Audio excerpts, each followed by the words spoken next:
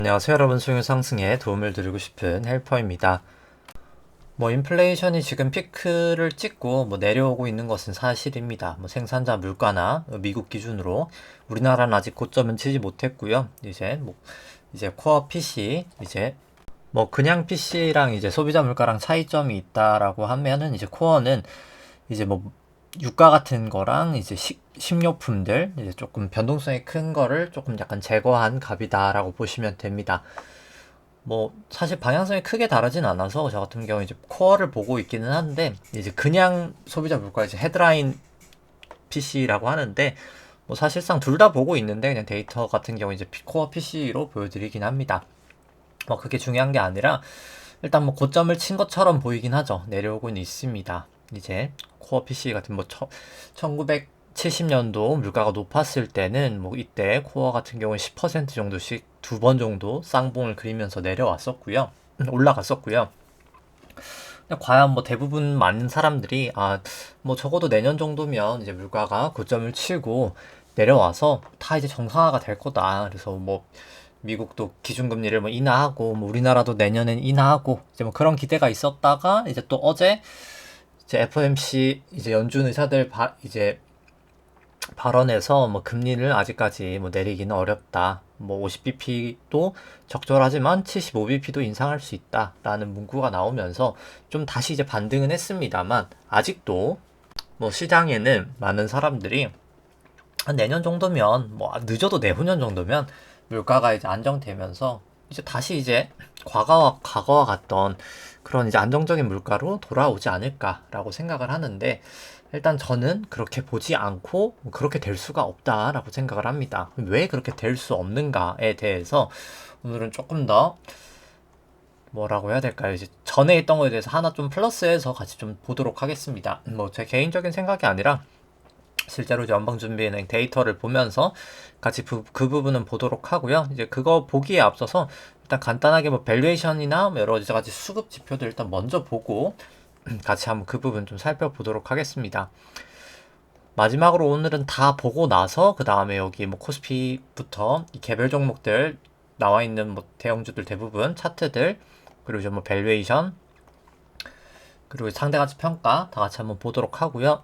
일단 먼저 증시 같은 경우에 오늘 코스피 장 초반 하락도 했었다가 결국 끝이 나면 이제 상승하면서 한 0.9% 정도 상승을 하면서 끝이 났었습니다. 아무래도 이제 어제 미국에서 이제 그 펠로시 하원 의장이 이제 대만 쪽 이제 가는 거에 대해서 좀 중국이 좀 약간 여러 무력 행위를 좀 하지 않을까라는 우려 때문에 장 초반 이제 하락 쪽이 좀 컸었다가 이제 결국 무사하게 또 도착하면서 좀 국내도 이제 관련된 우려가 조금 제거됐던 영향이다라고 보여지긴 하고요. 일단 수급적으로는 이제 외국인의 현선물 다 수급이 있었습니다. 코스닥 같은 경우에 한 마이너스가 아니라 플러스 한 1.4% 정도 상승을 하면서 끝이 났고요. 일중 수급 같은 경우에 오늘은 코스피 외국인 한 4,700억 정도 매수가 있었고요. 기관 한 1,500억 정도 매도, 개인이 한 3,300억 정도 매도가 있었습니다. 선물 같은 경우에는 외국인이 한 5천억 정도 매수가 있었고요. 기관과 개인이 한 2,300억, 2,800억대 매도가 있었습니다. 코스닥 같은 경우에는 이제 외국인 한 800억 매수, 기관 600억 매수, 개인이 한 1,400억 정도 매도가 있었고요. 누적수 같은 경우 살펴보시면은 코스피 같은 경우에는 외국인이 조금 매도폭을 많이 되돌리고 있기는 합니다. 6월 선물 만기로부터 한 4.7조까지 매도를 했다가 지금 한 1조 정도 매도 포지션을 가지고 있다. 포지션을 가지고 있는 건 아니죠. 현물이니까 그냥 팔았다라고 보시면 될 것 같고요. 누적적으로 6월 선물 만기 이후로부터 선물 같은 경우도 마이너스 4천억까지 갔다가 지금은 여기는 이제 누적 포지션이 한 9천억 정도 되는 걸로 이제 추정이 됩니다. 연초 이후로부터 본다면 그럼에도 불구하고 개인 한 20조 정도 매수 중이고 외국인 기관 여전히 다 매도 포지션이고요. 2015년부터 보시더라도 개인만 매수하고 있는 장 수급은 상당히 누적적으로 좋아 보이지 않는다 라고 생각을 합니다. 그 다음에 코스닥 같은 경우도 특별하게 다르진 않아서 설명드리진 않고요. 여기 같은 경우 외국인 수급이 조금 더 좋지 않다 라고 보시면 될 것 같고, 2015년부터 봐도 개인만 사고 있는 장 상당히 수급은 좋지 않다. 그렇게 생각이 됩니다. 그 다음에 이제 뭐 밸류에이션 쪽 간단하게 이제 코스피, 코스닥 이제 그리고 S&P 살펴보면 이거 같은 경우 이제 일드갭이고요. 일드갭은 주식 안에 있는 기대 수익률을 국고채 10년 금리로 차감을 한 겁니다. 그러니까 채권 대비해서 상대적으로 주식이 얼마나 싸냐, 비싸냐를 나타내는 지표고요. 나눈 게 이제 페드 모델이라고 합니다. 뭐 두 모델 다 그냥 빨간 색깔 선이 높을수록 주식이 싸고 낮을수록 주식이 비싸다라고 보시면 될 것 같고요. 코로나 때 주식이 매우 싸다라는 시그널이 나타났었고 최근까지 주식이 계속 비싸다라는 시그널을 냈고 아직 좀 올라오긴 했지만 여전히 뭐 절대적인 밸류에이션은 이제 일드갭이나 잠시만요. 좀 엑셀이 오류가 걸리는데 일드갭이나 이제 페드 모델이나 뭐 둘 다 사실 절대적인 수치는 비싸 보인다. 그렇게 생각을 합니다. 이제 주식이 비싸 보인다. 그렇게 생각이 되고요. 조금 더 이제 긴 시기열로 코스피 봤을 때도 뭐 코스피는 밸류에이션 부담은 있는 구간이다. 여전히 그렇게 보여지고요. 뭐 코스닥도 마찬가지로 밸류에이션 부담은 있어 보입니다. 그 다음에 이제 S&P랑 뭐 코스피랑 같이 되어 있는 걸 보시면 원래 같이 가다가 이격이 나는 거는 양적 완화의 영향이다 라고 보시면 될 것 같고요. 이제 뭐 양적 완화는 끝이 났고 뭐 여러 가지 양적 완화에 따른 그런 부산물적인 요소도 다 끝이 났기 때문에 저는 중기적으로 결국 미국 쪽 낙폭이 더 크리라 생각을 합니다. 상대적으로 국내에 비해서는. 그래서 미국 쪽에 일단 지금 밸류에이션도 고평가가 되어 있다라고 보실 수 있고요. 그 다음에 이제 일드갭 아까 건 페드 모델 아까 건 일드갭이었고 이제 페드 모델로 살펴본다라고 하더라도 두 나라 다 여전히 아직까지 밸류에이션은 좀 고평가 영역이다라고 생각을 합니다. 그 다음에 신용장고 추이 간단하게 살펴보면은 코스피랑 뭐 코스닥 합산 신용장고 같은 경우에는 뭐 소폭 증가를 했습니다. 18조 한 6천억 정도 되면서 한 3천억 가량 전주 대비 증가를 했고요. 근데 허나 이제 고점을 치고 결국 빠지고 있는 추세이기 때문에 주추세는 여전히 모습은 좋아 보이지 않는다 생각을 하고요. 신용장고를 코스피 시총으로 나눈 수치도 여전히 높은 레벨이죠. 많이 내려오긴 했습니다만 아직까지는 중기적으로 저는 더 빠질 수 있다라는 생각입니다. 그 다음에 이제 증감 속도, 코스피 신용장고 증감 속도 같은 경우도 고점 치고 빠질 때가 항상 좋지 않은데 뭐 지금 여전히 아직까지 좋지 않은 모양새 나타나고 있고요. 코스닥 같은 경우에는 뭐 보여드리기만 하고 뭐 설명은 생략하도록 하겠습니다. 그 다음에 이제 뭐 매크로 밸류에이션 같은 경우에 이제 ISM 제조업 지수 발표가 됐는데요. 뭐 그렇게 좋게 나오진 않았는데 뭐 실제로는 더 안 좋은 거긴 합니다. 근데 제조업 지수나 이제 비제조업 지수도 결국은 명목 데이터거든요. 저번 주 영상에도 설명을 드렸지만 이제 이런 지표들 같은 경우는 명목이죠. 우리나라 수출액도 마찬가지고요. 명목이기 때문에 실질 데이터가 아니어서 사실은 더 안 좋긴 한 거다라고 보시면 될 것 같습니다. 일단 경기의 모멘텀은 많이 약화가 됐다. 전에 비해서는 이제 그렇게 보실 수 있고요.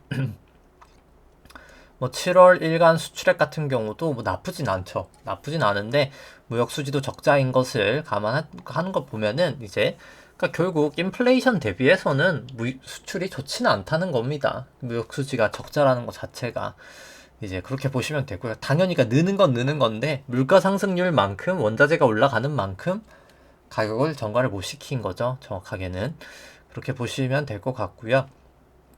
일간 수출액으로 이제 코스피 시가총을 나누면 과거 고점들 대비해서 주가가 아니라 이제 조금 빠지고 있는 추세라고 생각을 합니다. 여전히 아직까지는 추세는 좋진 않고요. 코스피 시총과 S&P를 글로벌 GDP로 이제 나눈 값도 과거 고점들 다 넘었다가 빠지고 있는 추세이기 때문에 여전히 좋지 않다. 이제 그렇게 생각을 하고 미국 이제 하이힐드 스프레드 같은 경우에도 200이동 평균선 아직까지는 넘어가 있고요. 122동 평균선도 아직은 넘어가 있고 52동 평균선은 다시 하회를 했습니다. 그래서 이게 내려오면 이제 위험 선호 현상으로 보시면 되고요. 위로 올라가 있으면 위험 회피다 라고 보시면 되는데 중기적인 선호 같은 경우에는 위험 회피가 여전히 맞는데 일단 단기적으로는 위험 선호로 좀 돌아섰다 증시가 뭐 실제로 증시가 올라갔죠. 이제 그 부분을 이렇게 좀 보실 수 있고요. 그 다음에 뭐 변동성 지수 먼저 일단 좀 살펴본다라고 하면은 이제 ATR 같은 경우는 그냥 뭐 네이버나 뭐 다음 뭐 구글 이런 데서 쳐도 나오시니까 한번 찾아보시면 될 것 같고, 변동성 지표입니다. 일단 코스피 200 ATR 같은 경우에는 아직 이동평균선은 넘지 못했고요. VBIX 같은 경우에도, 코스피 빅스 같은 경우에도 살짝 넘을랑 말랑하는 상태여서 아직까지는 조금 과도기다라고 보여집니다. 그리고 이제 나스닥 100 같은 경우에도 ATR이 살짝 넘었다가 다시 조금 내려와서 애매해졌고요. 네, 이제 이건 S&P 빅스인데, S&P 빅스는 또 이동평균선을 넘어서면서 약간 좀 조심해야 되는 게 아닌가라는 좀 사실 사인을 주고 있는 것 같긴 합니다. 그래서 빅스나 이제 ATR 같은 경우는 확실한 시그널은 아닌데, 제가 봤을 때 이제 좀 올라가도 이상한 모양새가 아니지 않나. 추세를 생각을 해보면 뭐 사실 이렇게 추세선을 그어볼 수 있잖아요. 주어봤을 때 여기는 조금 이탈을 하긴 했습니다만, 뭐 그렇게 뭐 좀 저는 반등을 할 가능성이, 그러니까 변동성이 조금 더 커질 가능성이 있지 않나라고 지금 ATR이나 빅스로는 좀 생각이 되는 것 같습니다. 뭐 간단하게 뭐 매크로 하기 전에 뭐가 많은데 또 다시 그래도 한번 살펴보면은, 실질 미국 주택가격 지수, 이제 미국 주택가격을 이제 인플레이션으로 조정을 한 값입니다. 그걸 한번 보시면은 일단 고점을 찍고 빠지고 있는 추세, 우리나라도 마찬가지입니다. 그래서 일단 조금 저도 주택은 여전히 조금 더 조정을 받을 것 같다라고 보여지고요. 미국 PIR, 영국 PIR 같은 경우는 이제 미국의 주택 가격, 영국의 주택 가격을 중위 소득으로, 그러니까 연봉으로 나눈 값입니다. 한 푼도 안 쓰고 8년 동안 돈을 모으면 미국 집을 살 수 있네요. 이제 최고점이죠. 여전히 일단 주택 가격은 아직까지는 좀 고평가다라고 보여지고, 우리나라 PIR 같은 경우에도 이게 주택 이제 뭐 서울이냐, 뭐 전세냐, 뭐 매매냐, 매매 전국이냐에 따라 다른데, 서울 매매 같은 경우는 18배, 뭐 상당히 높은 수준이고 과거 최고점입니다. 일단 뭐 그렇게 좋아 보이진 않는다. 지금 당장 주택은 이제 그렇게 데이터 상으로는 볼 수 있고요. 그리고 뭐 그냥 까먹을 것 같아서 얘기를 하면은, 실질금리가 뭐 사실 계속 좀 내려오고 있었습니다. 왜냐면 이제 파월이 뭐 되게 비둘기적으로 반응을 했었잖아요. FOMC 때. 아, 뭐 금리 폭을 좀 낮출 거고, 뭐 중립까지 왔으니까 뭐 금리 인상 좀 약간 늦출 수도 있다라는 그런 뉘앙스를 팍팍 풍기면서, 그러니까 저는 뭐 이해가 안 되는 발언이긴 합니다. 이제 물가를 잡아야 되는 기관에서 자꾸 물가를 높이는 발언, 기대 인플레이션을 이렇게 높아졌었거든요. 그 당시 파월 발언 때문에 높아지면서 실질 금리가 내려오는 영향, 긴축에는 전혀 도움이 안 되는 행동을 했었는데, 뭐 그나마 이제 어제 다시 이제 뭐 여러 이제 연준 분들이 다시 또 다시 말을 하면서 조금 실질 금리가 반등을 하긴 했습니다.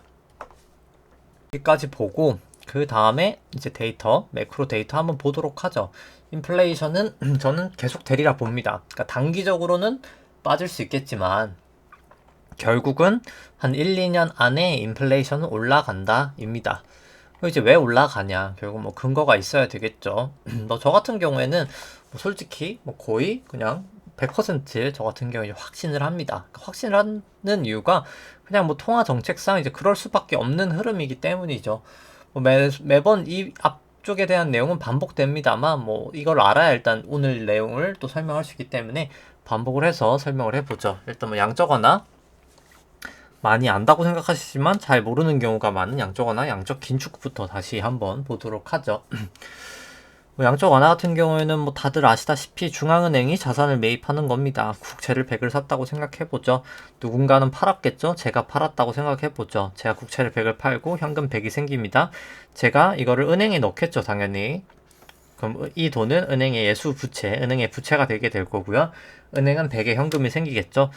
대출이 안 나가는 사이클이기 때문에 양적 완화를 하는 거는 이 돈이 다시 은행들이 연방준비은행에 재예치를 하면서 지급준비금이라는 계정에 재예치를 하게 됩니다. 그래서 연준이 돈을 풀었지만 실제로 실물 경제의 유동성은 풀리지 않습니다. 근데 이제 금융시장 유동성은 풀리는 거죠. 왜냐면 은행의 현금이 증가가 되니까요. 그래서 금리가 내려가게 됩니다. 정확하게는 할인율이 내려가게 됩니다. 할인율이고요. 할인율이 이렇게 내려가서 뭐 주가도 올라가고 부동산도 올라가고 뭐 채권 가격도 올라가고 비트코인도 올라가고 모든 자산이 이제 다 올라가는 그런 현상이 나타나게 되고요. 이 양쪽 하나 시절에는 양적 긴축은 뭐 매번 말씀드리지만 연방준비은행이 먼저 스타트가 아닙니다. 누군가가 소비를 하거나 대출을 해서 스타트가 되는데 대출을 한다라고 생각을 해보죠. 제가 뭐 집을 사려고 100이라는 차입금을 발생했습니다. 뭐 현금을 해서 뭐 소비를 했던가 뭘 했다고 생각해보죠. 그럼 은행 입장에선 대출금이 100 늘겠죠. 저한테 대출해줬으니까. 현금이 줄 겁니다. 저한테 돈을 줄 테니까요. 근데 이 현금이 결국 지준에서 빼오기 때문에 연방준비은행에서 지준금이 이렇게 100이 떨어집니다. 그러니까 부채가 떨어지니까 자산도 팔아야 되거나 아니면 재투자를 못하는 현상이 나타나게 되고요. 자산이 이렇게 줄게 됩니다. 그럼 QT가 될 때는 보통 물가를 잡는 도구다 라고 하지만 실제로는 그렇지가 않은 겁니다. QT 같은 경우에는 실물 경제에 미치는 영향은 뭘까요? 실제로 투자나 소비가 일어나기 때문에 실물 경제로는 유동성이 공급이 됩니다. 근데 금융시장 유동성 같은 경우에는 지준금이 떨어지니까 은행 현금이 떨어지니까 금융시장 유동성은 떨어지죠. 그렇게 되니까 이제 할인율 자체는 올라가게 됩니다. 그러니까 금리가 올라간다는 거죠. 그러니까 주식이 떨어지고 채권이 떨어지고 부동산이 떨어진다라고 꼭 말할 수는 없는 겁니다. 왜냐면은 인플레이션이 오니까 명목 기업 실적은 올라가잖아요. 결국 두 개 뭐가 더 세냐의 문제가 되게 됩니다. 그래서 밸류에이션을 해봐야 되는 거죠. 그래서 이제 2015년부터 2019년까지는 이렇게 QT가 되는 세상이었는데 주가는 올라갑니다. 그럼 왜 그때는 올라갔을까? 뭐 오늘은 바빠서 데이터로 보진 않고요. 얘기를 해보면 실제로 할인율은 높아집니다. 할인율은 높아지는데 근데 뭐 기업 실적이 더 높아진 거죠. 솔직히 말해서. 그럼 멀티플 자체도 높아졌고요. 그 당시에. 이제 그렇기 때문에 둘 다 올라가는 현상도 나타나는 경우가 없진 않아서 이제 절대적인 데이터 자체를 봐야 되는데 일단 뭐 그냥 먼저 이제 답을 이 얘기를 하면은 지금 같은 경우는 밸류에이션이 너무 높기 때문에 할인율이 높아서 주가가 떨어졌고 향후에도 할인율이 너무나 심각하게 높아질 거기 때문에 저는 뭐 중기적으로는 주가가 더 빠질 거다라고는 봅니다. 근데 일단 뭐 그 얘기를 하고 싶었던 것도 있지만 일단 다시 이제 돌고 돌아서 이제 왜 그럼 인플레이션이 오나에 대해서 설명을 할 필요가 있겠죠. 일단 먼저 양적 완화가 됐던 것부터 봐야 되긴 합니다. 이제 보통 이제 연방준비은행 자산을 많이 보시는데 자산이거든요. 자산보다 사실 부채가 중요합니다. 뭐 자산은 딱 뭐 그냥 샀네 팔았네 뭐 이 정도밖에 데이터가 없기 때문에 뭐 큰 이제 정보를 못 주는데 부채는 이제 부채 구조가 바뀌어지는 것 자체가 큰 좀 정보를 주거든요. 이제 아까처럼 이제 원래 2008년도 말부터 양적 완화를 시작하게 됩니다. 이때부터 지급준비금이라는 게 양적 완화를 하면은 늘거든요. 일반적으로 지급준비금만 느는 게 맞습니다. 일반적으로. 은행의 여유 현금이 이렇게 증가가 되게 되겠었습니다. 아까 말했던 2015년 중반부터 테이퍼링을 발표하고 나서 한 이 정도부터 테이퍼링을 했던 거로 기억합니다. 실제로 자산이 감소가 됐었고요. 그러다가 결국 코로나가 터지면서 자산은 더 급격하게 증가가 됐었습니다. 근데 제가 아까 말씀드렸다시피 지급준비금이 줄어들면 이제 그러니까 결국 자산이 줄면은 이게 자산과 부채가 줄면은 실물 경제에 이제 인플레이션이 난다라고 했었잖아요. 이제 금융시장에는 할인율이 높아지고 근데 마치 그런 거죠. 근데 지금은 인플레이션이 되게 높잖아요. 지금 미국 같은 경우는 9% 정도 나오니까요. 8, 9%. 근데 자산이 줄진 않았어요. 부채도 줄진 않고. 근데 왜 인플레이션이 일단 왔을까? 이번에 인플레이션은 왜 온 걸까? 인 거죠. 사람들이 돈을 많이 풀어서다라고 얘기를 하는데 돈이 실물 경제로 지금 가진 않았잖아요. 어떻게 생각해 보면. 왜냐면 자산 자체가 준 건 아니니까요. 그럼 왜? 일단 왜 인플레이션이 왔을까가 첫 번째 물음표입니다. 왜 왔을까에 대해서는 이 재무부 일반 계정으로 일단 좀 간단하게 설명을 드릴 수 있을 것 같은데요. 일단 뭐 뭔지부터만 일단 요소들을 설명드리면은 유통통화는 그냥 프린트된 달러다. 그냥 우리가 들고 다닐 수 있는 달러다라고 생각하시면 됩니다. 뭐 정확하진 않은데 그냥 이해하시기 쉽게 이제 그렇게 생각하시면 될 것 같고요. 지급준비금 같은 경우에는 은행이 연방준비은행이 예치해온 유효현금이다 라고 보시면 됩니다. 그러니까 양적 완화를 하면 보통 부산물이 이제 지급준비금이 되게 되고요. 재무부 일반 계정은 이제 미국 재무부가, 그러니까 우리나라로 치면 기재부죠. 재무부가 이제 국고채권을 발행해서 모은 현금이거나 이제 세수를 받아서 가지고 있는 현금입니다. 리버스 레포 같은 경우 연방준비은행이 이제 단기금융시장에서 차입을 한 금액이고요. 돈을 빌린 금액입니다. 크게 이렇게 네 가지로 구성이 되는데, 코로나 터지고 나서 미국이 이제 대규모 부양책을 준비를 합니다. 그렇기 때문에 그 부양책을 위해서 국고채 발행을 많이 했죠. 세금 거둔 걸 모아놓기도 했고요. 그래서 이만큼 정도를 재정정책을 쓰려고 모아놨고, 실제로 바이든 대통령이 취임하면서 트럼프 대통령 때 이제 통과가 됐던 건데, 이제 시행 같은 경우는 바이든 대통령 취임하고 되게 됩니다. 다 써버리는 거죠. 재정정책 돈을 써버립니다. 그래서 TGA 이 재무부 일반 계정은 금액이 줄어들게 되고요.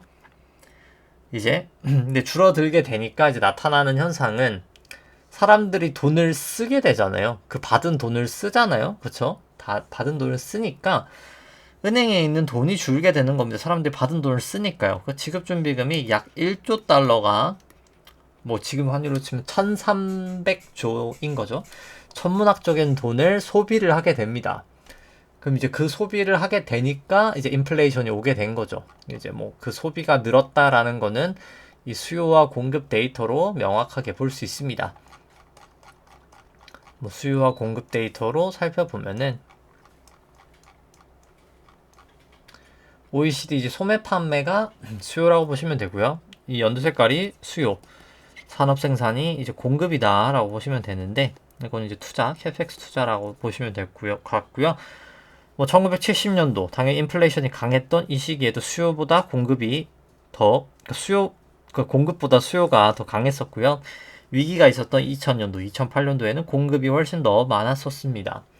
근데 코로나 직전만 해도 그냥 계속 왔다 갔다 하면서 그냥 적정하게 수요와 공급이 유지가 되고 있었는데요. 코로나가 터지면서 공급은 급감을 했다가 재차 올라오긴 하지만 제 궤도로 완벽하게 올라오진 못했습니다. 줄어든 것까지는 아니지만 완벽하게 궤도로 돌아오진 못했어요. 근데 1조 달러라는 돈이 풀렸던 거죠. 그렇기 때문에 수요는 폭등을 하게 됩니다. 그러니까 수요가 폭등을 해서 일단 인플레이션이 낮다라고 생각을 하시면 됩니다. 근데 이제 또 문제가 이제 거기서 이제 끝이 나는 게 아닌 거죠. 결국 이제 왜 인플레이션이 낮는지까지는 알았습니다. 이제 1조 달러라는 재정 지출이 되면서 그 돈들을 사람들이 쓰면서 수요가 증가하게 되게 되면서 그 돈들이 이제 사용돼서 이제 인플레이션이 왔다라고 보면 되는데, 근데 이제 아까 보셨다시피 자산과 부채가 그렇게 줄진 않았거든요. 그럼 이제 뭔가 지급준비금이 1조 달러나 줄었는데 뭔가 는 친구가 있겠죠. 이 리버스 레포, 이 RRP라고 많이 얘기를 하는데 이 영레포가 증가가 되게 되었습니다. 연준이 단기금융시장에서 돈을 끌어온 거죠. 그러니까 뭐 굳이 흐름을 본다면 이런 거죠. 누군가가 제가 뭐 정부의 지원을 받아서 저 뭐 이렇게 그냥 나라고 써보죠. 제가 돈을 썼습니다. 돈을 실물 경제에 썼어요. 근데 이 실물 경제 사람들이 결국 돈을 받아서 이거를 다시 연준에다가 재해치를 시킨 거죠. 예. 이 리버스 레포가 MMF라고 봐도 무방하거든요. 그냥 단기 금융 시장에다가 단기 금융 시장에 이제 뭐 누군가 이제 뭐 사장님이 제 거 판 돈을 받았을 거 아니에요. 그 돈을 그냥 이제 예치를 해 놓으셨다라고 보시면 되는 거죠. 그러니까 소비는 돼서 인플레이션이 낮지만 화폐량 효과는 발생하지 않았다라고 생각하시면 됩니다. 결국 인플레이션이 발생하는 이유가 결국 소비랑 이제 그런 화폐 효과라고 보시면 되고요. 그러니까 될 거거든요. 그러니까 결국 극단적으로 생각하면 사고 싶은 사람은 10명인데 물건을 파는 사람 딱 하나다. 한 개다. 개수가. 그러니까 사고 싶은 개수는 10개인데 파는 개수는 항상 하나다. 당연히 물건 가격은 올라가겠죠. 이런 식으로 인플레이션이 날 수도 있고, 화폐량으로 그냥 지금 화폐량이 우리나라 뭐 화폐량이 총이 뭐 1000조 뭐 100조였는데 그냥 갑자기 돈을 100조를 한 번 더 찍어서 200조가 돼서 실제로 우리 화폐량 자체가 200조가 돼버리면 당연히 물건 가격은 2배씩 다 되겠죠. 이제 그런 화폐량입니다. 근데 지금 인플레이션이 이 소비가 1조 달러만큼 준 거는 반영이 됐는데 이 화폐량이 는 거는 반영이 안 된 거죠. 쉽게 말해서. 근데 그럼 얼마가 반영이 돼야 될까라고 생각을 해봤을 때 결국 여기서 이제 볼 수가 있는데요. 이제 얼마가 반영돼야 될까라고 한번 생각을 해봤을 때 1조 달러라는 소비가 반영이 됐을 때 미국 물가가 8, 9%까지 올라갔죠. 근데 이제 실제로 데이터 이제 연준 쪽에서 연준 총 자산에서 GDP를 나눈 값이 약 20%가 적정하다라고 얘기를 합니다. 과거 테이퍼링 했던 2015년부터 해도 뭐 약 한 17%, 18%까지 내렸다가 다시 이제 올라오게 됐었고요. 그래서 여기까지만 간다라고 가정을 해보겠습니다. 장기적으로 가겠죠.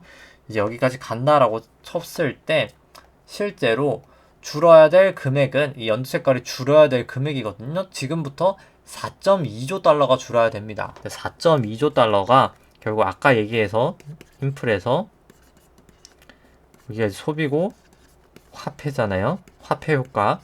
화폐 효과는 4.2조 달러만큼이 실제로 줄어야 됩니다. 자산은 하나도 줄지 않았었죠. 근데 이제 소비는 여기서 1조 달러가 줄었었죠, 아까. 그렇기 때문에 소비는 3.2조 달러만큼만 영향을 받고 화폐 효과는 4.2조 달러가 있는 겁니다. 근데 이거 1조 달러 줄었을 때 물가가 8%에서 9% 갔었죠.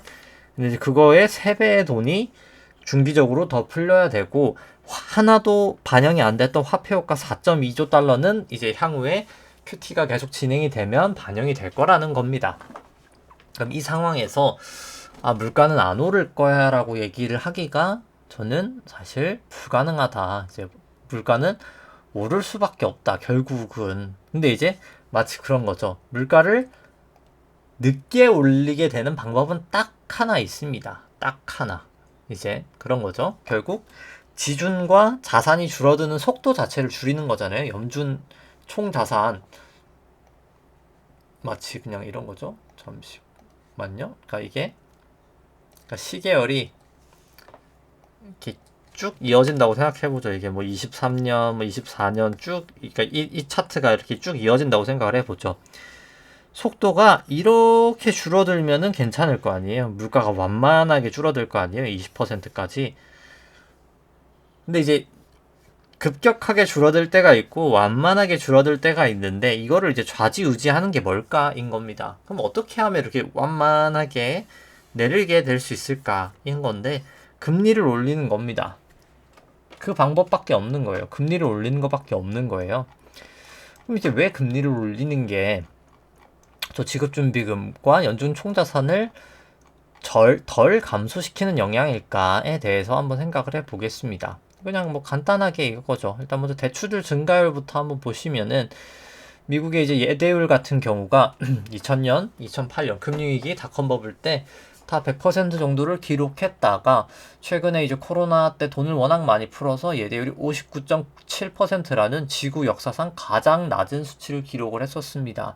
현재 같은 경우에 대출 증가율이 높아지면서 63.5%로 증가하긴 했지만 100%를 가려면 아주 머나먼 길이 되는 거죠. 그러니까 이거를 결국 완만하게 증가시켜야 되는 겁니다. 왜냐면 대출이 증가한다는 것 자체가 신용이 창출이 되면서 인플레이션이 더 발생하게 될 거거든요. 결국 예대율 자체가 높아진다는 거는 그러니까 예대율 자체가 높아진다는 것 자체가 결국 예금인 줄고 대출이 준다는 거여서 아까 말씀드렸던 자산이 줄어든다는 말과 똑같습니다. 지급준비금이 줄어든다는 말과. 그럼 어떻게 하면 예대율이 천천히 늘게 할 수 있을까인 거죠. 은행 입장에서는 딱 투자가 두 가지가 크게 있습니다. 지급 풀로 쓰죠. 그냥 지급 준비금에다가 투자를 할 수가 있고요. 그 다음에 이제 대출에다 투자를 하는 겁니다. 근데 이제 이 지급 준비금이라는 게 기준금리에 영향을 받습니다. 사실상 기준금리거든요. 그래서 기준금리가 높으면 높을수록 굳이 대출을 할 메리트가 떨어지는 겁니다. 메리트가 떨어지는 거죠. 그러다 보니까 지급준비금에 예치를 하니까 지급준비금이 떨어지지 않고 예대율이 천천히 증가가 되게 되는 겁니다. 안 증가가 되거나요. 근데 그 와중에 GDP는 성장을 하겠죠? 그 와중에 GDP는 그래도 꾸준히 조금씩이라도 올라갈 거 아니에요? 그러니까 연준 총자산 대비해서 GDP는 가만히만 있어도 총자산이 가만히만 있어도 GDP가 천천히라도 증가가 되게 되니까 감소가 완만히 될 겁니다. 결국 금리를 높여 놓으면은 이제 인플레이션을 막을 수가 있는 거죠. 즉 그렇기 때문에 인플레이션을 막을 수가 있는데 지금 충분하게 긴축적으로 금리가 높냐라고 생각을 해보면 됩니다. 그러니까 금리가 많이 높였죠. 지금 2.5까지 높였죠. 미국이 75bp 올려서. 근데 여전히 대출은 계속 증가를 하고 있다는 겁니다. 대출 증가율도 보시면 계속 증가를 하고 있고요. 2021년 5월부터. 전혀 아직까지는 크게 효과는 없는 겁니다. 물론 뭐 집값을 조금씩 잡고 있긴 하죠. 아까 이제 집값 데이터도 한번 보셨다시피 뭐 집값도 잡히고 있는 것도 사실입니다. 그러니까 인플레이션 조정한 수치로는 그러니까 영향이 아예 없진 않아요. 분명히 다 영향은 있고 실제로 당연히 제로금리에서 2.5까지 올렸으면 많이 올린 것도 맞긴 하고요. 전에 비해선. 근데 지금 물가는 너무 높고 이미 추세를 타버린 상태에서 사실상 지금 더 올릴 수밖에 없다는 겁니다. 얘들 증가되는 속도를 늦추려면요. 그리고 결국 문제가 되는 건 또 하나가 있는 게 결국은 이제 사람들 소비가 계속 늘어나니까 이 지급준비금이 계속 추세적으로는 계속 줄고 있긴 한데 이 뭐 리버스 레포를 계속 증가시키면서 지금 막고 있긴 하잖아요. 리버스 레포가 상당히 증가가 많이 됐죠. 상당히 많이 증가가 됐지만 리버스 레포를 영원히 늘릴 수 없다는 데 문제가 있습니다. 그러니까 리버스 레포가 그냥 계속 늘릴 수만 있으면 참 좋을 텐데 그럴 수가 없다는 거죠. 왜냐면은 리버스 레포가 그냥 단기 금융 시장에서 연준이 돈을 빌리는 거거든요. 달러를 이렇게 빌리고 국채를 담보로 주는 겁니다. 연준이. 그러니까 단기 금융 시장에서 돈을 빌리니까 단기 금융 시장 돈이 없어지겠죠? 돈이 없어지니까 금리가 튀게 됩니다. 금리가 튀게 되니까 이 지준금리가 지급준비금 금리고요. IORB라고 하는데 TBL 3months가 이제 3개월짜리 미국 국고 채권 금리고요. SOFR이 뭐 정확하진 않지만 이 레포 연준 이 단기 RRP 금리라고 보시면 됩니다. 뭐 EFFR은 그냥 은행들끼리 거래하는 지급준비금 금리인데 뭐 크게 모르셔도 상관없을 것 같고요. 근데 중요한 거는 단기 금융시장 돈이 없어지니까 금리가 올라가게 되니까 이 지급준비금보다 TBL 국고채 금리가 튀는 거죠. 그러니까 금리를 올리게 되고 또 튀죠. 금리를 올리게 되고 또 튀죠. 금리를 올리게 되고 또 튀죠. 금리를 올리게 되고 또 튈 겁니다. 그럼 또 금리를 올리게 되겠죠. 왜냐면 단기 금융시장에서 돈을 계속 빼버리게 되면요. 그러니까 이런 현상이 계속 되게 되는 겁니다. 그래서 결국은 금리는 천천히 올라갈 수밖에 없고 뭐 예를 들어서 연준이 오판을 해서 기준금리를 내릴 수는 있겠죠. 당연히. 지금 경제 성장률이 뭐 마이너스로 나오고 있는 거는 물가가 높아서 그렇습니다. 성장률은 우리가 말하는 성장률은 이제 경제 성장률은 GDP는 실질이거든요. 인플레이션 뭐 8, 9%를 차감한 겁니다. 명목 성장률은 지금 8, 9%라는 말이에요. 결국은 이제 그런 상황에서 물가가 높아서 성장률이 마이너스가 나오는데 이 상황에서 뭐 기준금리를 설사 저는 뭐 잠깐은 할 수도 있다고 봅니다. 오판을 해서 하게 되면 물가는 아마 더 날아갈 겁니다. 그러니까 돌이킬 수 없는 아마 물가가 되게 될 거고 뭐 어떻게 하더라도 저는 금리를 정말 대폭 인상하지 않는 이상 지금 사태는 막기는 어렵다. 결국 금리를 대폭 해도 금융시장은 난리가 날 거고 대폭 올리지 않으면 어차피 지급준비금이랑 총자산 규모가 떨어지면서 소비 효과와 화폐량의 효과에 의해서 난리가 날 거다. 어차피 얼마나 빨리 난리가 나냐 뭐 저는 그 정도의 문제다라고 생각을 하고 뭐 실제로 그냥 실질 금리로만 봐도 실질 금리가 원래 최소한 1에서 2 정도 왔다 갔다 해야 되거든요. 여전히 아직 실질 금리는 낮은 수준이다. 매우 10년 실질 금리가 다시 이제 조금 튀어서 올라가긴 했지만 여전히 0.27% 상당히 낮은 수준이기 때문에 여전히 금리를 올린 거에도 불구하고 완화적인 상황이다라고 보시면 될 것 같습니다. 그렇기 때문에 아까 말씀드렸다시피 다시 한번 생각을 해보면 지금 딱 뭐 반복되는 얘기입니다만 이제 인플은 소비와 화폐의 효과다라고 보시면 될 것 같고요. 이 두 가지의 사실 함수인데 소비가 1조 달러 증가했을 때 물가가 8에서 9%를 갔습니다. 이번에 화폐량 효과는 아예 없었고요. 근데 지금 감소가 돼야 될 게 아까 얼마였죠? 갑자기 기억이 3.2조 달러가 더 사실 소비가 돼야 되고요. 화폐량 효과는 4.2조 달러가 화폐량 효과가 있어야 됩니다. 그럼 향후에 물가는 어떻게 될까요?가 저의 물음표입니다. 어떻게 될까? 네. 제가 뭐 몇 퍼센트까지 간다라고 말씀드리긴 어렵습니다만 상당히 높은 수준으로 중기적으로 계속 갈 거다라는 거는 너무나 명확해 보입니다. 그러니까 단기적으로 뭐 이제 그런 건 있겠죠. 그러니까 단기적으로 뭐 유가를 봤을 때 유가나 뭐 특히 이제 구리값 이제 뭐 물가가 빠진다라고 보시는 분들이 항상 말을 할 때 하는 건데,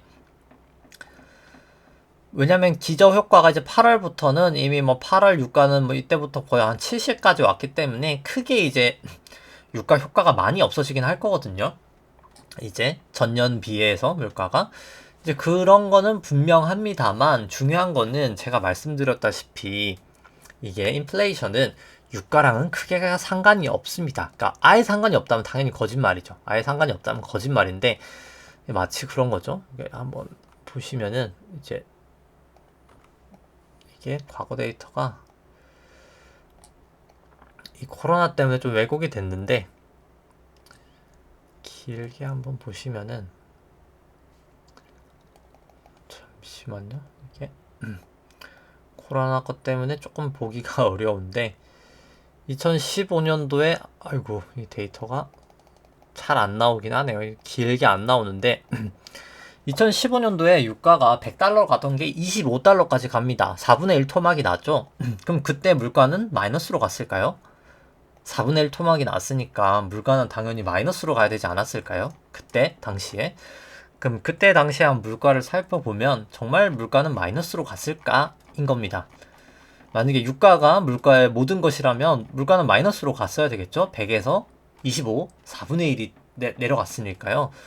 뭐 마이너스까지 아니더라도 상당하게 많이 물가가 내려왔을 텐데 그 당시에 물가가 뭐 그렇게 낮지 않았었어요. 보시면 물가가 뭐 1%대 1.2기는 한데 뭐 1점 뭐 거의 한 2점 몇에서 1.7이니까 반도 안 내려간 거죠. 반도 안 내려간 그런 상황인 겁니다. 그러니까 뭐 유가랑 구리값 뭐 이런 원자재 가격이 당연히 영향을 미칩니다. 그러니까 안 미친다면 당연히 거짓말이죠. 안 미치는 건 아닌데 그 값 자체가 절대적인 게 아니라 사실 물가는 기대 심리가 가장 큰 겁니다. 기대 심리 때문에 사람들이 소비를 하게 되고요. 그 다음에 이제 기대 심리를 넘어서 이제 화폐량 효과는 뭐 기대 심리랑은 상관이 없는 얘기죠. 당연히 돈을 찍으면 이제 돈을 찍어서 돈이 이제 유통되게 되면 그때 이제 물가가 올라가게 되는 겁니다. 근데 이제 앞으로 그렇게 유통이 될 거라는 거죠. 돈은 이미 그러니까 돈은 이미 찍혔지만 찍힌 돈이 유통이 안 되고 있었는데 이제 앞으로 유통돼야 될 돈이 미국 기준으로만 4.2조 달러다 라고 생각을 하시면 됩니다. 그렇기 때문에 물가는 저는 뭐 중기적으로 정말 계속해서 이게 좀 문제가 될 거라고 생각을 하고요. 이 인플레이션을 조정한 S&P랑 나스닥을 보시더라도 상당히 좋지 않죠. 이 물가가 높았던 이 시기에 주가가 완전 골로 갑니다. 나락으로 가거든요. 근데 실제로 인플레이션 조정 안 해보면 나쁘지 않은 것처럼 보여요. 근데 이제 인플레이션 때문에 사실 조정을 하게 보는 게 맞죠. 실제로 증시는 상당히 좋지 않았다. 근데 앞으로도 저는 그럴 거라고 봅니다. 그러니까 마치 그런 거죠. 설사 주식이 올라간다 하더라도 올라간 게 좋은 게 아닌 거예요. 사실상 인플레이션 조정하면 주식은 조금 올랐지만 난 손해를 본 거죠. 그러니까 4% 올랐어도 인플레이션이 뭐 10%다. 한 마이너스 6%난 거죠. 이제 그런 상황이 전 중기적으로 계속 오리라 생각을 합니다. 일단 뭐 그다음 아까 이제 이 데이터들은 설명 안 드린 것 같아서 S&P를 M2 이제 통화량 지표로 나눈 값이고요. 높을수록 고평가지 낮을수록 저평가인데 매크로 얘기는 이제 끝이 났고요. 지금 같은 경우 최근 기준 고점 찍고 좀 빠지고 있는 추세, 나스닥도 마찬가지고요. 윌시어 5000 시총을 M2로 나눈 값도 여전히 아직까지는 내려가야 될 것 같고요. GDP 이제 윌시어 5000을 GDP로 나눈 버핏 지수도 고점을 찍고 내려오고 있는 추세다. 여전히 그렇게 보여주고 미국 S&P를 주택 가격 지수로 나눈 수치 같은 경우에 높을수록 이제 주식이 고평가, 낮을수록 이제 주택 대비해서 저평가라고 보시면 되는데 여전히 아직까지는 주식이 더 고평가다라고 보여집니다. S&P 말고 이제 M2 대비해서 코스피 같은 경우도 아직까지는 내려가고 있는 추세, 코스닥도 마찬가지고요. 코스피를 서울 주택가격 지수로 나눈 값도 높을수록 주식이 고평가, 낮을수록 저평가인데 뭐 여기는 많이 내려온 것도 사실이긴 합니다만 아직은 조금 주식 살짝 비싸 보인다. 많이는 아니고 이제 그 정도로 생각이 됩니다. 그 다음에 이제 뭐 대부분 다 설명은 드린 것 같고 차트를 보도록 하죠. 이제 차트를 보면은 국내는 이제 코스피만 보도록 하고요. 뭐 장기 추세 같은 경우는 뭐 시간 관계상 생략하도록 하고요. 뭐 저 같은 경우에는 이제 코스피랑 코스피 200은 고점이 다른데 코스피는 고점이 여기거든요. 저는 코스피 200 고점이 뭐 사실 파동상 더 맞지 않나라는 생각을 합니다. 그래서 여기가 이제 고점이었다라고 보고요. 이게 쐐기로 A고 B고 그 다음에 지금 아마 C로 여기까지 내려오지 않았을까 라고 생각을 하고 지금이 이제 B의 어딘가를 가고 있다라고 보는데 일단 코스피는 여기 마지막 파동이 잘 읽히진 않습니다. 그래서 파동으로 보긴 조금 애매한 부분이 있고요. 그리고 이제 아직까지는 조금 애매한 게 이제 미국 할 때 조금 더 설명을 드리겠지만 이게 A, B, C고 이게 그냥 B가 끝이 났다라고 하기에는 B가 지금 너무 높이가 낮습니다. 시간도 너무 짧고요. 국내는 조정 기간도 상당히 길었잖아요. 생각보다. 그거에 비해서 조정 폭도 너무 짧고 길이도 너무 짧다는 겁니다. X축, Y축이 다 너무 짧은 거죠. 그래서 국내는 사실 전 조금 차트는 애매하다라고 생각을 합니다. 그리고 52이동평균선이 검은 색깔에서 좀 조정을 계속 보였었는데 오늘 그래도 좀 넘어선 모습이고요. 이제 구름대를 넘냐 마냐인데 뭐 사실 뭐 저는 뭐 국내 쪽은 좀 애매하다라고 봅니다. 계속해서. 근데 그럼에도 불구하고 일단 자원선 기준선 호전되고 26일 프랭스팬 호전된 거는 일단 긍정적이고요. 근데 뭐 그럼에도 불구하고 좀 중기적으로는 사실 전 더 빠지지 않을까라는 생각을 하는데 뭐 여기가 파동이 그렇게 깔끔하게 읽히진 않아서 조금 애매한 것 같긴 합니다.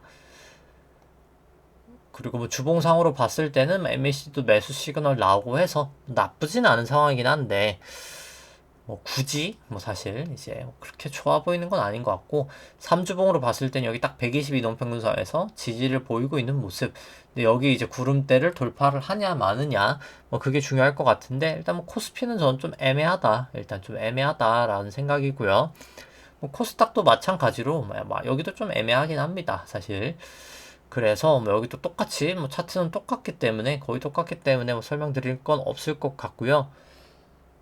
뭐 저 같은 경우 일단 뭐 미국 쪽을 더 중심으로 보는데 왜냐면 코스피는 파동이 좀 애매하긴 하거든요. 그러니까 애매한 건 뭐 굳이 안 하는 게 맞다라고 보여주고 미국은 뭐 장기 파동으로 보면 여기가 그 2008년도 저점 이후로부터 해서 1파고 여기가 2파고 여기가 3회1, 3회2, 3회3, 3회에서 3회5로 3파 여기가 이제 4파, 여기가 5파, 엘리어트 파동으로 끝이 나서 한 파동 끝이 나고 지금 이제 A, B, C 파동이 아마 나오지 않을까 생각을 합니다. 이제 하락 파동으로 봤을 때.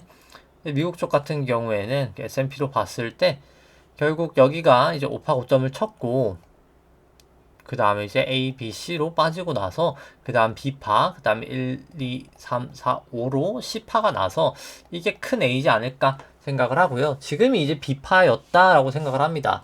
근데 이제 S&P나 특히 이제 미국 쪽 같은 경우에 특히 이제 F를 한번 보시면은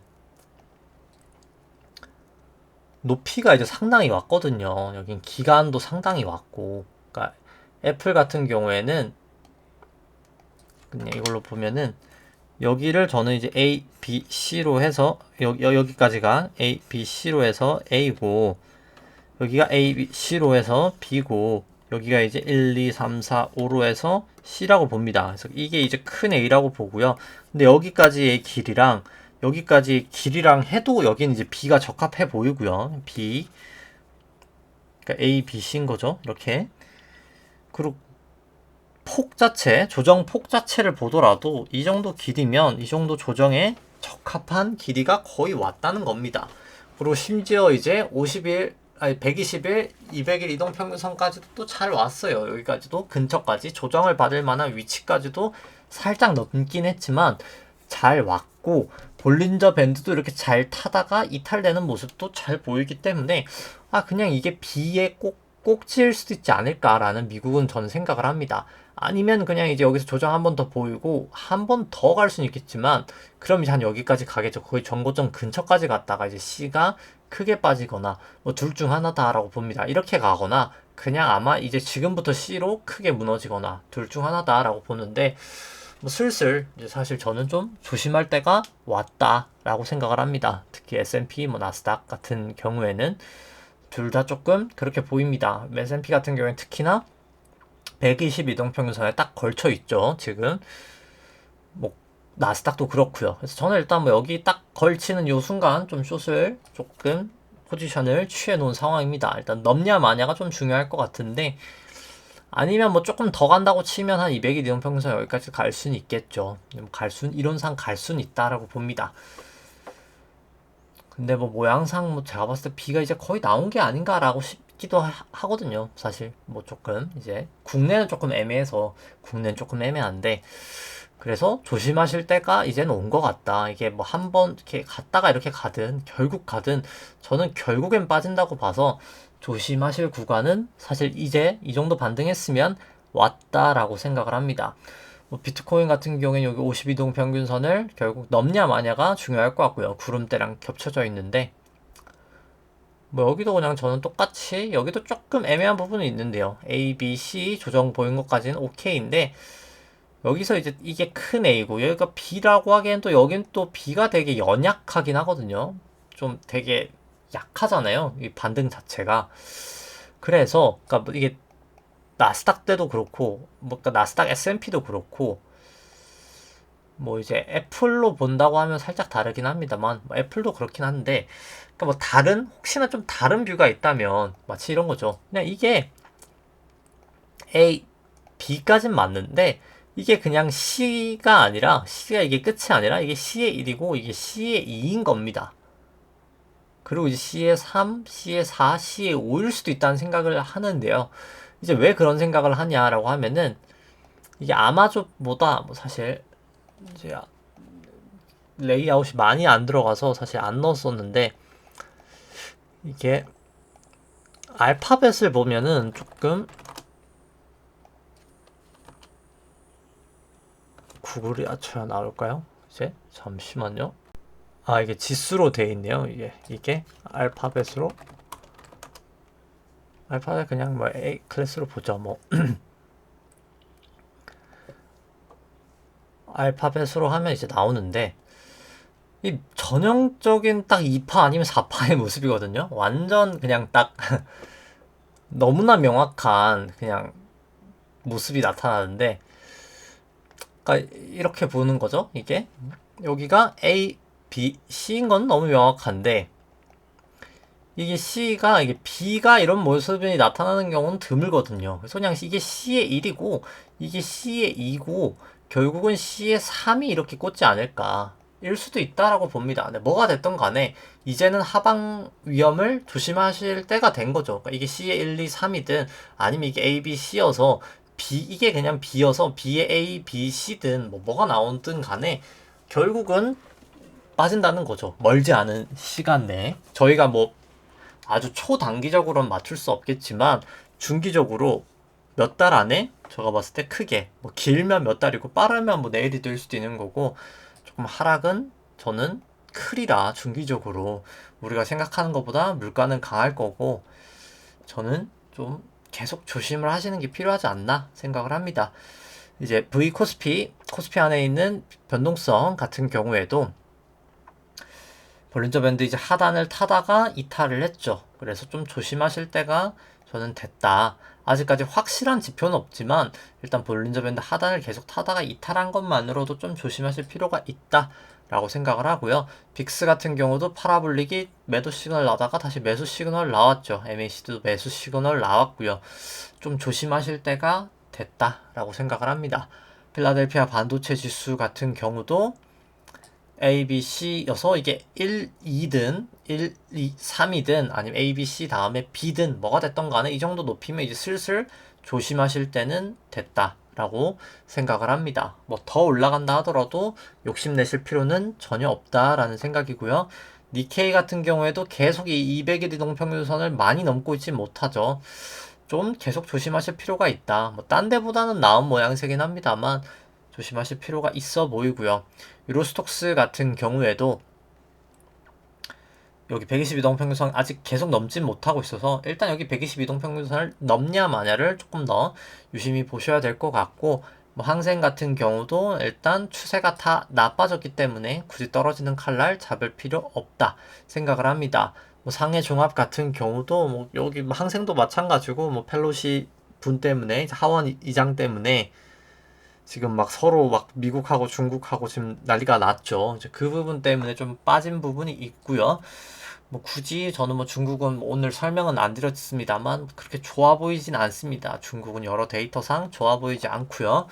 그래서 뭐 기술적 반등이 좀 크긴 했으나 조심하실 때가 왔다. 그냥 이게 비반등이고 C로 지금 이제 내리꽂는 게 나와도 전 이상하지 않다 생각을 합니다. 뭐 기술적인 반등은 살짝 왔다가 이렇게 내리꽂아도 이상하지 않은 상황이다 라고 생각을 합니다. 물론 뭐 여기도 A, B, C 나오고 B에 A, B, C 나오고 여기까지 갔다가 빠질 수도 있겠죠. 그냥 여기까지 올라가는 건 혹시나 올라가더라도 내 돈이 아니다 라고 생각하는 게 저는 더 맞지 않을까 라는 생각이고요. 달러 인덱스 같은 경우는 일단 뭐 기준선은 올라가고 있는데 아직까지 빠지고 있어서 좋아 보이는 모양새는 아닌데, 52동 평균선에서 일단 지지를 보였잖아요. 여기를 깨지지 않는 이상 일단 아직은 상방으로 보는 게 더 맞지 않을까 생각을 합니다. 달러 원 같은 경우도 아직까지는 뭐 다 지지를 하고 있잖아요. 그래서 52동 평균선을 깨지 않는 이상은 아직은 상방이다 라고 보시는 게 맞을 것 같고요.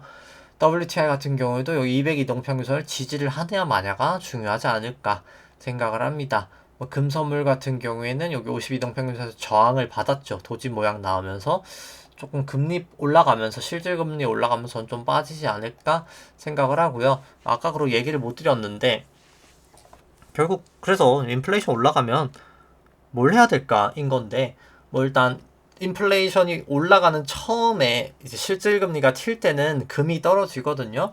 그래서 그때까지는 금을 굳이 담을 필요가 없고 실질금리가 이제 올라갔을 때 그때 금을 사야 된다라고 봅니다. 그래서 아직은 아닌데 이제 금은 조금 준비를 하셔야 된다라고 생각을 하고, 뭐 우리나라 같은 경우에 이제 KRX에서 금연물 사는 게 가장 낫습니다. 뭐 저 같은 경우에 이제 은 ETF랑 우리나라 KRX 금 현물을 매수를 할 생각이고요. 은 ETF는 제가 뭐 달러가 많기 때문에 달러로 매수를 할 생각이고, 국내 쪽은 이제 금 현물을 매수를 할 생각입니다. 아직은 아니고 좀 타이밍이 되면 그때 조금 더 얘기를 드리도록 하고요. 뭐 주식 같은 경우에는 뭐 금리 인상될 때는 뭐 저는 현대해상이 제일 낫다라고 봅니다. 뭐 이게 주가가 지금 높고 낮고를 떠나서 뭐 그냥 금리 인상에 가장 만만한 거는 현대해상이다라고는 생각을 하고요.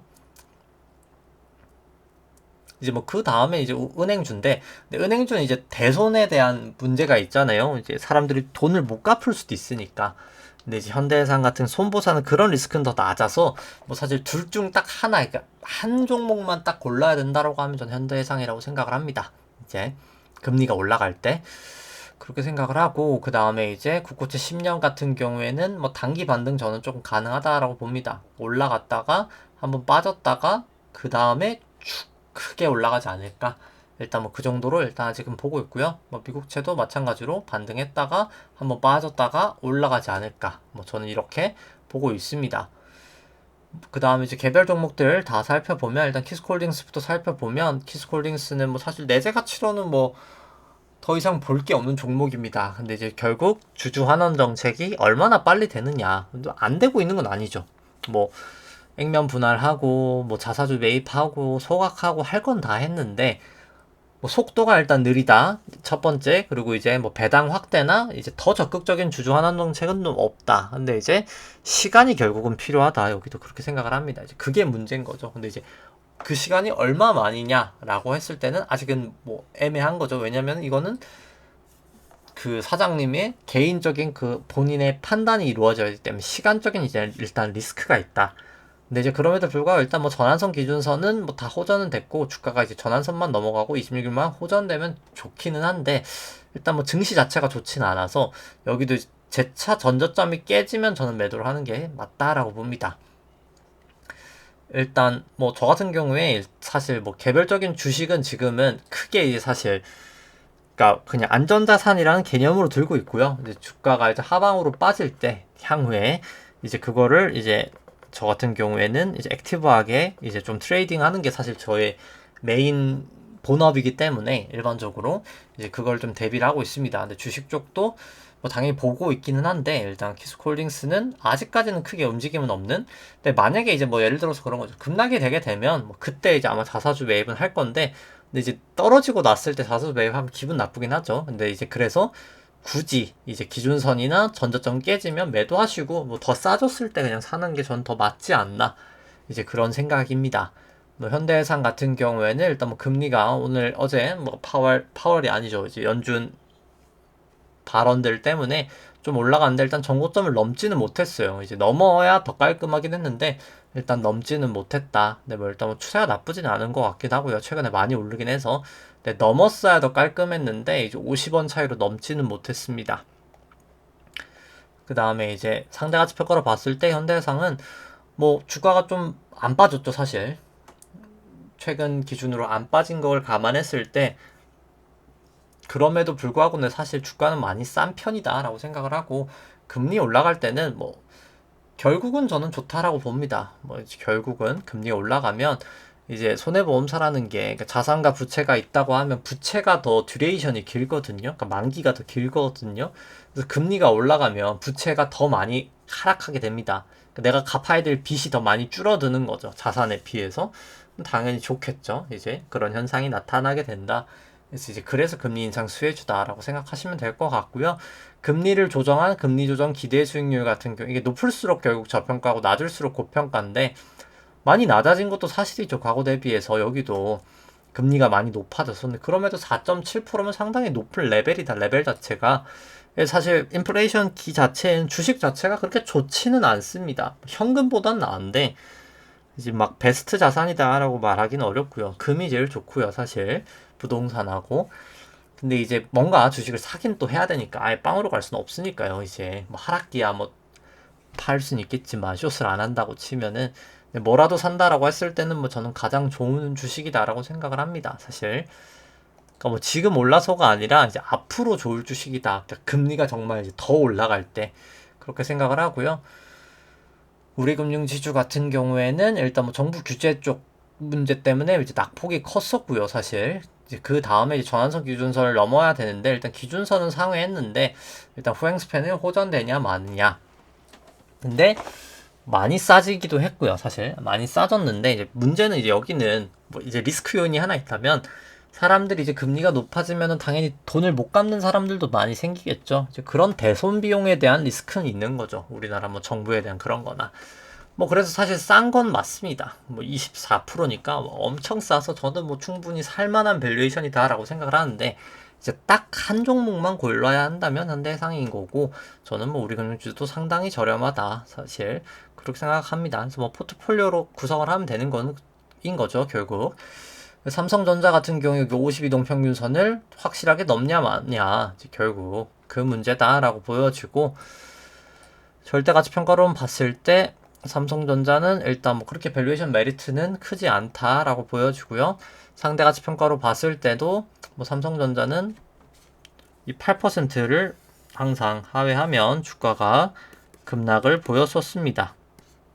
여기서 또 똑같이 여기서도 빠지고 여기서도 빠지고 다 안 좋은 모습을 보였었는데 기대 수익률이 지금은 좀 애매한 거죠. 뭐 그렇게 높지는 않다. 낮다라고 보기도 어렵지만 엄청 높진 않고 금리를 조정한 기대 수익률은 상당히 낮은 수준이기 때문에 뭐 굳이 뭐 메리트는 없어 보인다. 뭐 저는 그렇게 생각을 합니다. 근데 뭐 엄청 비싸냐 하면 또 그 정도까지는 밸류에이션은 아니긴 해요. 이제 그 정도 느낌인 거죠. 근데 금리가 너무 높아진 걸 감안했을 때는 뭐 굳이 손이 안 간다 뭐 이 정도로 보실 수 있을 것 같고요. SK 하이닉스 같은 경우도 52동 평균선을 시원하게 넘지는 못하고 있어서 뭐 굳이 그냥 좀 지켜만 봐도 될 것 같고 절대가치 평가로 봤을 땐 밸류에이션 메리트가 살짝 있는 것처럼 보이지만 여기는 실적 변동성이 워낙 커서 그 부분을 감안하면 뭐 그렇게 메리트가 커 보이진 않고요. 상대가치 평가로 봤을 때 밸류에이션이 뭐 삼성전자랑 비슷한 느낌이죠. 많이 떨어지긴 했으나 엄청 싼 것까지는 아니고, 금리를 조정했을 때도 비싸 보인다. 금리를 조정했을 때는 이제 뭐 그 정도 느낌이고, 현대차 같은 경우에도 뭐 최대 실적으로 해서 오르긴 하지만, 뭐 저는 이미 주가에는 최대 실적은 진작 반영이 다 되어 있었다라고 생각을 하면서, 굳이 좋지 않은 모양이다. 계속해서 저는 좋지 않은 모양이다. 지금은 사실 차트가 좀 과열이기도 하고, 좀 현대차는 조금 약간 좋아 보이진 않습니다. 그러니까 뭐 괴선 자체로는 문제는 없는데, 막 이렇게 도지가 이렇게 많이 나오면서 힘이 없는 볼린저 밴드 타다가 이탈되는 모습, RSI 과열, MACD 과열, 그지 그렇게 좋아 보인다 보이지는 않고요. 그래서 그냥 전환선 깨지면, 혹시 들고 계신다면 전환선 깨지면 저라면 매도를 할 것 같습니다. 이제 그러다 뭐 재차 전환선 반등하면, 전환선 상회하면 뭐 그때 사도 전 늦지 않다라고 보고요. 근데 일단 뭐 밸류에이션 자체가 저는 좀 많이 고평가다 생각은 들고요. 상대가치평가로 봤을 때도 뭐 지금 그렇게 싼가에 대해서는 저는 조금 물음표다라고 생각을 합니다. 금리 조정했을 땐 저는 좀 비싸다고 보고요. 그 실적은 다 반영이 되어 있다라고 봅니다. LG화학 같은 경우도 200 이동평균선에 딱 걸려 있죠. 여기를 넘냐 마냐가 너무나 중요할 것 같다. 일단 근데 저는 뭐 모르겠네요. 이제 전 애매한데, 뭐 저는 좀 넘기 어려워 보이긴 하는데, 일단 뭐 이건 넘는 걸 지켜봐야 될 것 같고요. 여기도 밸류에이션이 그렇게 메리트가 있어 보이진 않고요. 안 좋다고 보여지고, LG화학 같은 경우는 다만 상대가치 평가로는 그 전에가 너무나 고평가였기 때문에 싼 것처럼 보이지만, 그냥 전에가 너무 고평가였던 게 아닌가 라는 개인적인 생각입니다. 물론 이제 분할 이슈 때문이 있지만 뭐 그런 걸 감안해도 저는 그렇게 보여지고요. 롯데케미칼 뭐 계속 떨어지는 칼날의 상황에서 기준선도 아직까지 정확하게 못 넘고 있습니다. 기준선 넘고 26일이라도 호전이 돼야 일단 뭐 매수가 가능하다. 최소한의 매수는 가능하다라고 보여지고, 절대가치 평가로도 밸류에이션이 지금은 크게는 메리트가 있진 않고요. 상대가치 평가로 봐도 막 엄청난 메리트가 있는 건 아니어서 일단 좀 관망을 하는 게 더 맞지 않을까라는 생각이고요. 효성화 같은 경우에는 일단 기준선은 넘어섰지만 일단 26일 프랭스팬 호전되는 모습을 봐야 될 것 같고, 일단 여기는 뭐 주봉상 저는 200일 이동평균선으로 조금 넘어야 된다라고 보긴 합니다. 근데 뭐 그럼에도 불구하고 일단 뭐 밸류에이션 상으로는 충분히 메리트는 있다라고는 보여지고요. 상대가치 평가로 봤을 때는 그래도 많이 싸졌다, 많이 싸진 거는 맞다라고 생각은 합니다. 근데 뭐 여기도 이제 금리를 조정하면 엄청 뭐 싼 건 아니긴 하죠. 근데 뭐 절대적인 수치 자체는 사실 높은 것도 사실이고요. 근데 여기 이제 프로판가스의 영향을 받다 보니까 이제 에너지 부분의 리스크는 전 좀 있다고 봐서 아직까지는 좀 편입은 안 하고 있는 상황입니다. 이제 원재료 프로판 이제 가스인데, 가스 가격이 워낙 변동성이 크다 보니까 좀 그게 좀 걸리긴 하고요. GS 같은 경우에는 이제 저한선 기준선 다 넘어섰고, 일단 뭐 차트 상으로는 아주 좋다라고 말하기는 어려운데, 뭐 기준선만 무너지지 않는다면 뭐 저는 매수는 충분히 가능한 레벨이다라고는 생각을 합니다. 그리고 이제 절대가치 평가를 보더라도 뭐 밸류에이션 메리트는 전 충분히 있어 보인다라고 생각을 하고요. 상대가치 평가로 봐도 저는 엄청나게 싸다. GS는 사실 좀 너무나 싸다라고 생각을 합니다. 뭐 KT 같은 경우도 뭐 일단 하락장에서 상당히 잘 버티고 있다. 기준선 위에 있기 때문에 그렇게 보여지고요. 근데 여기도 뭐 밸류에이션 메리트는 아직까지 전 있어 보인다라고 생각을 하고, 상대가치 평가로 봤을 때도 밸류에이션 메리트는 있다. 그리고 이제 장치 산업이라 이건 이제 림 밸류에이션으로 밸류에이션을 한 건데, 뭐 충분히 림 밸류에이션 장치 산업으로 안 좋게 나오거든요. 근데 그걸 고려해 봤을 때는 충분히 괜찮은 밸류에이션이다 라고 생각을 합니다. 뭐 DLNC 같은 경우에도 뭐 사실 원가 이슈 때문에 실적은 안 좋게 나왔지만 뭐 이미 다 반영이 되어 있었기 때문에 주가에 미치는 영향은 뭐 그렇게 제한적이었었고요. 기준선 위에 있기 때문에 요 26일 후행만 확실히 호전되면 뭐 레벨 자체는 저는 나빠 보이지 않는다. 그리고 이제 절대 가치 평가로 봐도 충분히 이 정도면 밸류에이션 메리트는 충분하다라고 생각을 합니다. DLNC 상대 가치 평가로도 상당히 저평가되어 있다라고는 보여지고요. 카카오 같은 경우에 반등 오늘 나름 크게 있었습니다. 보시면은 5.8% 정도 반등 있었는데, 일단 뭐 전환선 기준선 다 넘어서고 52동 평균선도 넘어서서 뭐 딱 나쁘다고 얘기를 드리긴 좀 어렵긴 합니다. 이 차트만 봤을 때는. 근데 일단 뭐 구름대라도 넘어야 될 것 같긴 하고요. 근데 일단 뭐 밸류에이션 자체가 뭐 크게 메리트가 없어서 뭐 저는 굳이 뭐 사고 싶은 종목은 아닌 것 같고요. 상대가지 평가를 봐도 뭐 그렇게 밸류에이션이 막 좋지는 않아서 뭐 그렇게 손이 가지는 않는 것 같습니다. 네이버 같은 경우에도 뭐 오늘 반등은 컸었는데 일단 구름대를 넘냐 마냐가 중요할 것 같고요. 여기 같은 경우에는 네이버도 밸류에이션은 저는 좀 비싸다고 봐서 뭐 굳이 그렇게 사고 싶진 않은 것 같고요.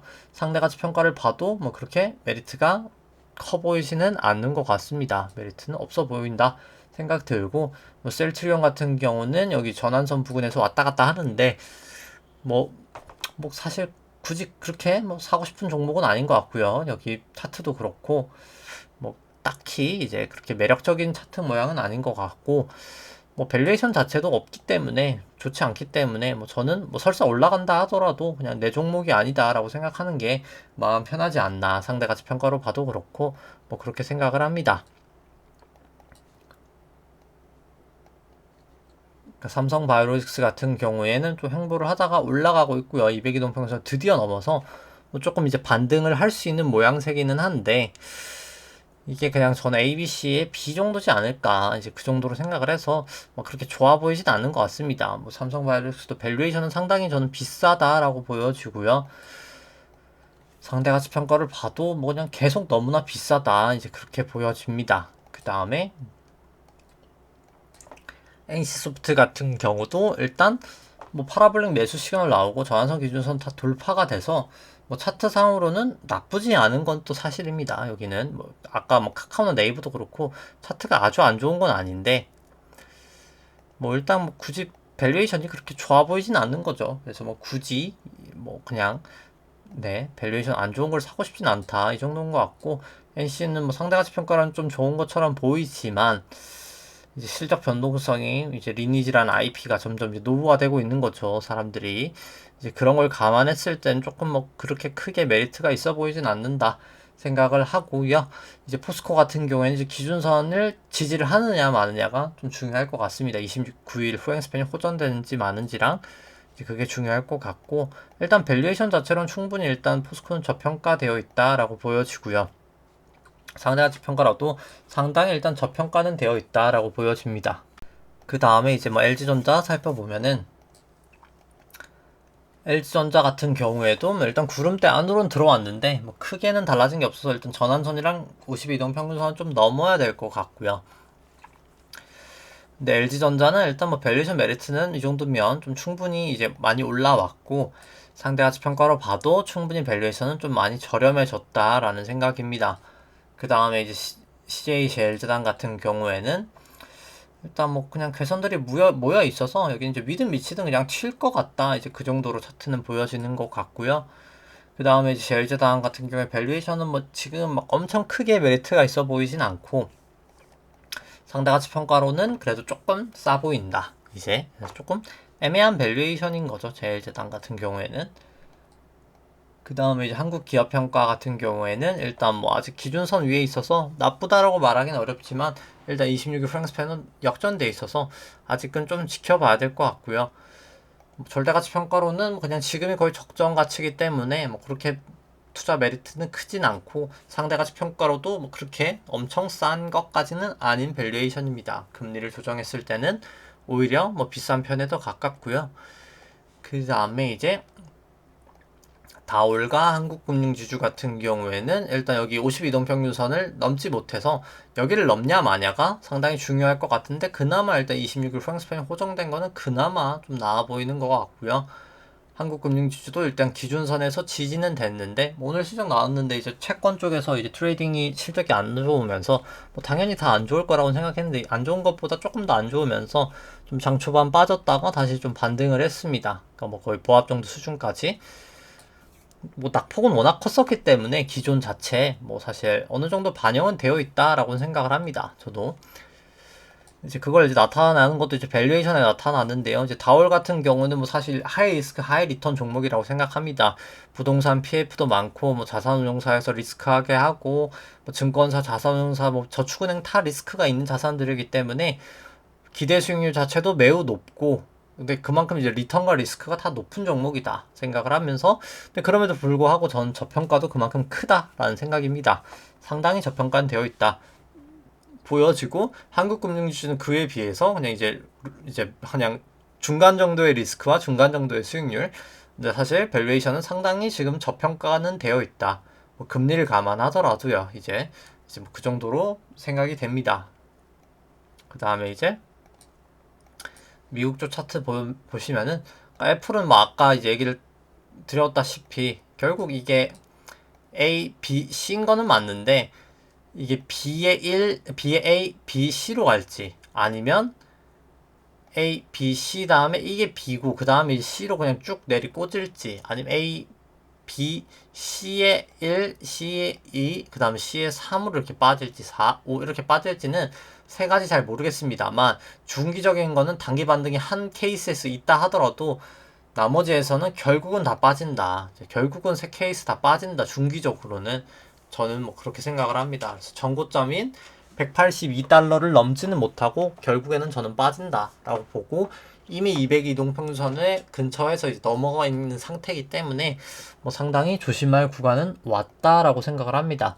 뭐 테슬라도 마찬가지고요. 테슬라도 200 이동평균선까지 와 있는데 결국 똑같이 A, B, C 그 다음에 저는 B 다음에 C이지 않을까를 뭐 가장 좀 높은 가능성으로 일단 보고 있긴 합니다. 지금 상으로는. 그 다음 뭐 아마존도 뭐 마찬가지기 때문에 뭐 설명은 생략해도 될 것 같고요. 여기도 똑같이 A, B, C, A, B, C, B, C 그 다음 이제 B 정도 반등. 여긴 A, B, C로 B 정도 반등이지 않을까. 아니면 C의 1, C의 2, C의 3 이런 식으로 빠질 것 같다 라고 보여지고요. 뭐 게임스톱 같은 경우에는 일단 여기도 괴선들이 엄청나게 모여있죠. 모였기 때문에 결국에 위든 미치든 튄다. 이제 좀 조심을 하시는 게 필요하다라고 생각을 합니다. 그래서 결국 결론은 생각하는 것처럼 시장 사람들이 생각하는 것처럼 인플레이션은 그냥 뭐 한 내년, 내후년 돼서 쭉쭉쭉쭉 빠져서 그냥 과거처럼 곧 돌아오겠지라고 생각하기에는 저는 앞으로 있을 소비 효과랑 화폐 효과가 너무나 크다라고 생각을 하고요. 뭐 초단기적으로야 뭐 당연히 기고 효과 때문에 이제 유가나 이런 게 지금 많이 내려온 것도 사실이죠. 그래서 단기적으로는 물가 내릴 수 있다라고 봅니다. 근데 결국에는 올라갈 거기 때문에 계속해서 중기적으로 대응을 하시는 게 좀 필요하다.